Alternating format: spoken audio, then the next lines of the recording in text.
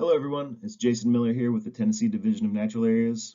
Going to be giving our 2022 State Program Report for the Roundtable. Some of you all are probably familiar with our program in Tennessee, but for those who are not, the Tennessee Division of Natural Areas falls under the umbrella of the Department of Environment and Conservation in the Bureau of Conservation. We have 12 full-time staff in the Division of Natural Areas. Those are split between the Natural Heritage Program and the Natural Areas Program. And on the Natural Areas side, we have 5 dedicated staff for natural areas management statewide. As you can imagine, that's quite a task. So we maintain these areas utilizing a lot of help and partnerships and things like that. And we have a lot of ongoing projects, which I'm going to touch on a few of those in just a moment. One major project we've been working on in recent years relates to the federally threatened white fringeless orchid, which you see in the top left corner of the screen here. We inherited about a 500-acre cutover from a timber company in recent years where the species was found. And if you look in the top right image here, you can see our stewardship ecologist, Murray Giesling, just standing amongst acres of loblolly pine seedlings just ready to take back over and a whole bunch of mature lobs in the background there.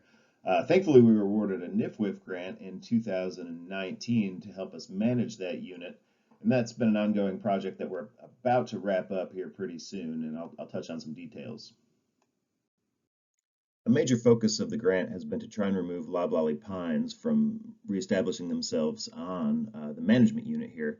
And through logging, implementation of prescribed fire and invasive species control and various contractual efforts, we managed to go ahead and kind of get on top of these loblollies and more or less have removed them from the unit.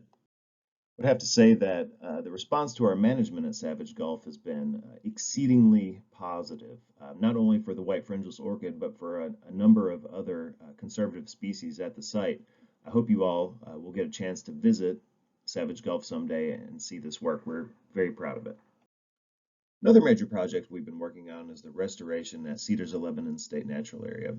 This is a natural area about 2,500 acres, and I think at the last live roundtable that we held, I updated on the fact that the management of this property was transferred from the State Division of Forestry over to the Division of Natural Areas.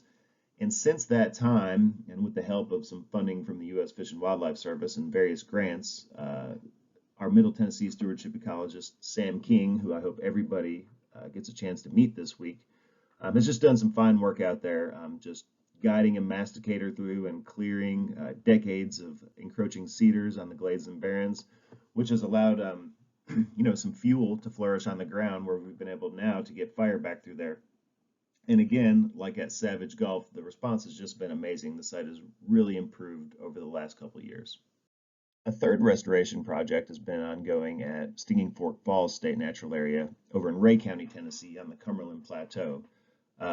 Hundreds of acres of this site are actually planted in loblolly pine plantation, and we've been able to orchestrate timber sales to remove about 200 acres of that over the last couple of years. We've been able to sell that timber and retain that revenue for future management on the site. We've already gotten a little fire on the ground there, and we have big plans for some large acreage burns in the next couple of years. Another major project that we've been working on and that I'm personally really excited about has been the development of a way for our staff to collect management data in the field using apps, Art Collector and Survey 123. If you look in the upper right, you can see May Prairie State Natural Area with various polygons spread out across the unit. Each of those polygons represents a management effort, and contained in that polygon information is the type of chemical used on an invasive treatment, or perhaps if we're clearing brush, the amount of acreage cleared. So that's been a really handy way for our staff to kind of capture the work that they've been doing. If you look on the top left, you can see that we've also developed a dashboard for reporting that information. So I'm able to see, total acreage treated, amount of time spent per natural area, all sort of information that's great to pull and compile for reports and things like that. And I think that'll be really helpful in the future to be able to help land managers visualize the sort of work we've been doing over the years. I think our challenges in Tennessee are pretty similar to those in other states. We'd all like to do more work and take on more projects, but we're limited by time, money, equipment, and personnel. Invasives we can't quite beat. But we're working on all these things, and I got to say, I think we're making great progress overall.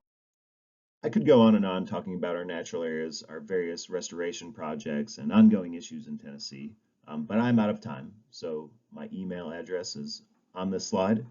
Please shoot me a note if you've got any questions or find me at the conference here if you'd like to chat. Thanks.